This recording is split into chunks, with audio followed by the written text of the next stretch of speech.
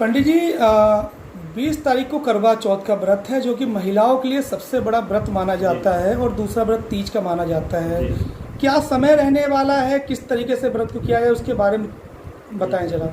जय श्री राम सभी दर्शकों को। बहुत अच्छा आपने प्रश्न पूछा है। ये प्रश्न जो है सभी महिलाओं के लिए, आयु के लिए, स्वास्थ्य के लिए और एक कृपा एक ऐसी होती है कि पति की कृपा होती है प्लस उनका आशीर्वाद मिलता महिलाओं को सुहागन लेने के लिए, सुहाग प्राप्ति के लिए और सदा जीवन में किसी प्रकार की बाधा ना आए। जो करवा चौथ का व्रत होता है वो कार्तिक मास में पड़ता है चतुर्थी के दिन। इस दिन जो है चंद्रोदय के दर्शन होते हैं। उसके बाद ही लोग महिलाएं व्रत रहती हैं और पूरा निराहार पानी नहीं पीती जब तक चंद्रमा के दर्शन नहीं करेंगी। सारी महिलाएं अपने पति के दर्शन नहीं करेंगी जब तक पानी नहीं पिएंगी। ये बहुत व्रत बहुत तपस्या वाला होता है। एक तीज का होता है और एक आपका ये होता है और जो है छठ व्रत होता है जो बिहार में होता है, पूर्वांचल में होता है। तो इस प्रकार सबसे ज़्यादा व्रत होता है एक करवा चौथ का होता है। इसमें ज़्यादातर महिलाएं बहुत ज़्यादा अपना सजती हैं, बहुत ज़्यादा मान सम्मान के साथ पति की पूजा करती हैं और ज़्यादातर देखा गया है कि साल भर यदि कोई महिलाएं किसी पति से उतना नहीं प्रेम करती हैं जितना प्रेम करवा चौथ के दिन करती हैं। उनको मतलब पूजा करने के बाद, उनके दर्शन करने के बाद ही वो जल ग्रहण करती हैं। तो ऐसा शास्त्रों में आया है कि करवा चौथ किसे कहते हैं, करवा चौथ कहाँ है। करवा चौथ का जो वर्णन आया गणेश पुराण में वर्णन आया है, नरक चतुर्थी के नाम से आता है। तो इसमें जो है व्रत रहती महिलाएं आयु के लिए और स्वास्थ्य के लिए और अपने पति की पूर्णतः आशीर्वाद के लिए ये सब व्रत रहती हैं। इसमें मेन कैसे रहना है कि आपको सुबह अपना जो है नहा धोकर अपना पूजा पाठ इत्यादि करते हैं। आपको साफ सुथरे वस्त्र, नए वस्त्र पहनते हैं, सिले सिलाए जो भी अपने वस्त्र पहनते हैं। रात को जो चंद्रोदय का समय है वो करीबन 8 बजे है। 7:56 दिखा रहा है पंचांग के हिसाब से NCR दिल्ली के अंदर। तो लमसम 8 बजे शाम को चंद्रोदय होंगे, चंद्रोदय दर्शन देंगे। उस चंद्रोदय जो प्रकट होंगे तो उस समय जो है ना महिलाओं के लिए पूरा सामग्री के साथ कलश में उसमें जल रखना, उसमें सुपारी और चावल और सिक्का रखना है। उसके बाद जो है ना दीपक जलाना है और कांच का जो होते हैं सिलाई टाइप का वो रखना है। उसमें फिर उनकी पूजा करनी चंद्र देवता की, उसके बाद पति के दर्शन करना है। उसके बाद पति ही अपने हाथ से पानी पिलाएंगे। अब पानी पिलाने वाली जो परंपरा है क्यों है, माता पिता जब बच्चे छोटे होते तो पिताजी माताजी पानी पिलाते हैं छोटे छोटे बच्चों को, उसी प्रकार से पति पत्नी को पानी पिलाता है। तो हर किसी गृहिणी के लिए पैदा होने से 2 फूल का दीपक जलाती है महिला। तो सनातन के लिए बहुत बड़ा संदेश है कि जो महिलाएं हैं जो भी है उनके लिए 2 फूल को उतारती है, मायके पक्ष और ससुराल पक्ष को उतारती है, दोनों पक्षों के लिए। अब इसमें क्या होता है कि जैसे किसी महिला की जो है व्रत रहती है सारी महिलाएं, लेकिन यहाँ थोड़ा गलती हो जाती है। क्या हो जाती है कि जो सासू माँ है, देखो एक माँ आपकी जिसने पैदा किया वो भी आपकी माँ है, दूसरी माँ आपकी सासू माँ भी आपको सासू माँ की तरह मानना पड़ेगा। ठीक है, आपके अंडरस्टैंडिंग नहीं है, मन नहीं मिल रहे वाला मैटर है, लेकिन साल में एक बार तो कम से कम उनका मान सम्मान आपको करना चाहिए। जैसे कि उनके लिए जो परंपरा है मीठा और करवा में रखकर मीठा है या कोई चीज़ आपको फल इत्यादि और वस्त्र और पैसा देने की परंपरा है। जैसे आप पति को मानती हैं, पति से पहले आप जब जल पिलाएं पति को, उसके बाद जो है सासू माँ के पैर छुएं और कोई आप मीठा दें, कोई वस्त्र दें, कुछ उसमें पैसे रखे दें, उससे आपको आशीर्वाद मिलेगा। क्योंकि सुहागन तो आप हैं पति के द्वारा, लेकिन जो पति हैं उनकी माँ है जिन्होंने उनको पैदा किया, मतलब पुत्र को पैदा किया तब आपसे शादी हुई, जाहिर सी बात है।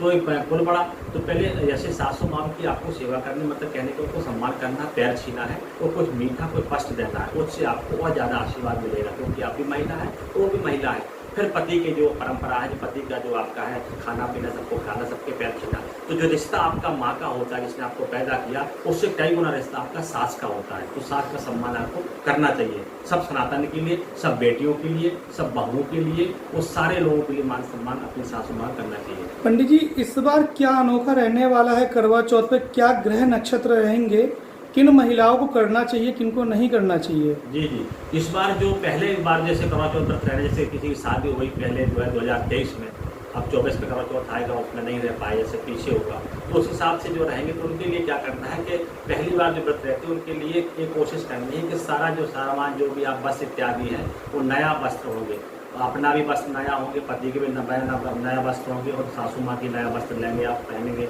और इस बार जो है आपको अपने पैसे से नहीं लाना सामान, जो करवा वगैरह खरीदते अपने पैसे नहीं खरीदते पहली बार, वो कहीं ना कहीं आपके ससुराल पक्ष से पैसा आता है, माए के पक्ष से बहुत लोग देते परंपरागत यूपी और MP में, तो उस पर आप पैसे को यूज करना। पहला करवा चौथ जो होता है उनके द्वारा पैसा जो है उससे आपको सामग्री लेनी है। ग्रह नक्षत्र इस बार ये कह रहे हैं कि इस बार का जो व्रत है वो कहीं ना कहीं आपके लिए सुहागन स्त्रियों के लिए बहुत अच्छा है। तो इस बार चंद्रमा पूर्ण दर्शन देंगे, आधा नहीं पूर्ण दिखेंगे, प्रकृति पूरा अच्छा रहेगा। और इस दिन दर्शन करने से अपनी महिलाओं के लिए भी बहुत अच्छा व्रत का फल मिलेगा और पतियों के लिए जो दूरियां जिसकी है वो मिलेंगे। इस बार किन राशियों पे अच्छा प्रभाव पड़ेगा और किन राशियों का बुरा समय है? इनमें जो है ना मेष राशि के लिए करवा चौथ का जो है, जैसे मेष राशि वाले जाते हैं उनके लिए बहुत अच्छा रहेगा। सबसे ज़्यादा जो थोड़ा सा परेशानी वाला जैसे कह सकते हैं ज़्यादा, जैसे किसी के संबंध अच्छे नहीं है, कर्कश वाणी है, कहीं ना कहीं पति से लड़ाई झगड़ा होता है पति पत्नी में, उनके लिए थोड़ा सा मकर राशि और कुंभ राशि के लिए थोड़ा सा हल्का सा भारीपन रहेगा। बाकी मेष के लिए अच्छा रहेगा, वृश्चिक राशि के लिए बहुत बढ़िया रहने वाला है, और क्या कहते हैं धनु राशि के लिए बहुत अच्छा रहने वाला है, और तुला राशि के लिए भी अच्छा रहने वाला है। ज़्यादा जो मतलब भारी रहेगा वो रहेगा मकर राशि और कुंभ राशि वालों के लिए, इनमें थोड़ा सा ध्यान रखना है। और ज़्यादा आपको गणेश जी की और शिव जी की पूजा उस दिन करने की आवश्यकता रहेगी ताकि आपके संबंध अच्छे रहें। पंडित जी, देखा जाता है कुछ महिलाएं मायके पक्ष को ज़्यादा देखती हैं, ससुराल पक्ष को बहुत कम, और ससुराल पक्ष को अपना पराया मानती हैं। जी, ऐसा नहीं होना चाहिए। देखिए सनातन धर्म में बताया गया है कि बेटी पैदा होने से पराये घर की हो जाती है, ये आपने भी सुना है, पढ़ा है, तो आज देख रहे हैं। तो हर किसी बेटी को जैसी आपकी माँ है ऐसी आपकी सासू माँ को मानना चाहिए, क्योंकि सासू माँ के सामने है। माँ आपकी 50 किलोमीटर से आएंगी तो 1 घंटा लगेगा, लेकिन सासू माँ पहले प्रकट हो जाएंगी, आपको सपोर्ट करेंगे। आपको उस माँ की याद आए तो आप सासू माँ को सम्मान करें, वो आपको पूरा सपोर्ट करेंगे। आपको यदि भाई की याद आती है तो भाई आपके जोर बन सकते हैं, और हैं ही भाई के रूप में आप मानेंगे तो आपको बहुत कोऑपरेट करेंगे। आपको पिता की याद आती है तो आपके ससुर जो होते हैं वो भी आपके पिता के रूप में आप मानेंगे, उनको भी आप बढ़िया प्रेम करेंगे, वो आपको बेटी की तरह मानेंगे। आपको बड़े भाई की याद आती है तो आपके जो है जेठ होते हैं वो बड़े भाई के रूप में आप उनको सम्मान से नीचे सर करके, हालांकि हमारे यहाँ पर्दा होता है, नहीं देखते, बात नहीं करते, पर एक सम्मान के साथ आप पीछे सर करके बात कर सकते हैं, वो भी आपके लिए अच्छा रहेगा। अब आपको याद आती है अपनी बड़ी बहन की, वो भी आती, जाहिर सी बात है आप छोटे होंगे तो बड़ी बहन भी होगी, तो आपकी जो जेठानी है उनसे भी आप प्रेम करेंगे, तो आपके बड़ी बहन का भी आप फर्ज निभाएंगे, और कभी कभी आपकी माँ भी वो बन जाएंगी, दुख में आपको वहाँ भी कोऑपरेट करेंगे।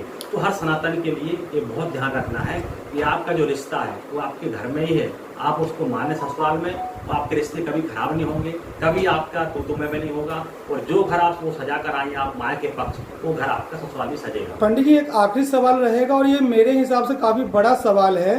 कुछ लड़कियां जो कुंवारी होती है, लड़कपन में वो करवा चौथ का व्रत रख लेती हैं, ऐसी लड़कियों के ऊपर क्या प्रभाव पड़ने वाला है और उनके लिए क्या कहना चाहेंगे आप? उनके लिए व्रत रहना उनकी श्रद्धा है, भाव है, किसी को चाहते हैं लव मैरिज है, अभी शादी नहीं, वो व्रत रहती है। क्या कुंवारी लड़कियां भी कर सकती हैं? नहीं कर सकती है, तो मैंने वही पूछा है आपसे। अस्तित्व नहीं है, क्योंकि किसी का मतलब रजिस्ट्रेशन नहीं हुआ है और आप खाली ब्लैंक चेक भर देंगे तो आपको मान्य होगा, क्योंकि खाता उसमें चढ़ेगा नहीं। उसी प्रकार से जो आपका पति परमेश्वर होता है, वो पति की आपकी शादी हो गई, सात भार का संगम हो गया, और कहते हैं अग्नि साक्षी हो गई है, तभी वो मान्य होगा। तो व्रत आप रहें तो सोमवार का व्रत रहें, लेकिन करवा व्रत आप कभी ना रहें जो कुंवारी लड़की। तो ऐसी लड़कियों पे क्या प्रभाव पड़ता है? ऐसी लड़कियों पर प्रभाव ये पड़ता है कि वो देखा सीखी में व्रत रहती हैं वो दिखाने के लिए, लेकिन उससे कोई मतलब नहीं है। मतलब उनकी जो तपस्या है उनमें कोई मेच्योरिटी नहीं मिलेगी, उनको कोई फल नहीं मिलेगा, वो सिर्फ एक दूसरे के द्वारा देखने में रह जाएंगे, उनको कोई फल उनको खा नहीं जाएगा, उसमें कोई महत्व नहीं रहेगा।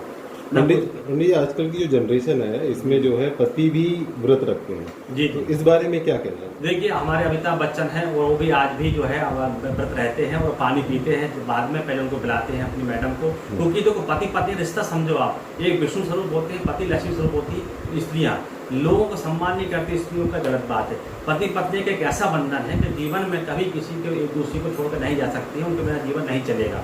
तो यदि आप ऐसा करते हैं तो ये बहुत अच्छी बात है, एक दिन की बात है, साल में एक बार आपको ऐसा करना है। यदि आप ऐसा करते हैं तो बहुत अच्छी बात है। तो लोग करते हैं, कुछ लोग पर्दे के अंदर करते हैं, कुछ लोग उजागर करते हैं, अंतर बस इतना है, पर करते हैं, ऐसा करना चाहिए। एक आखिरी सवाल ये रहेगा कि विष्णु जी और माँ लक्ष्मी जो है वो हमेशा विष्णु जी के चरणों में रहती है पैर दबाते हुए।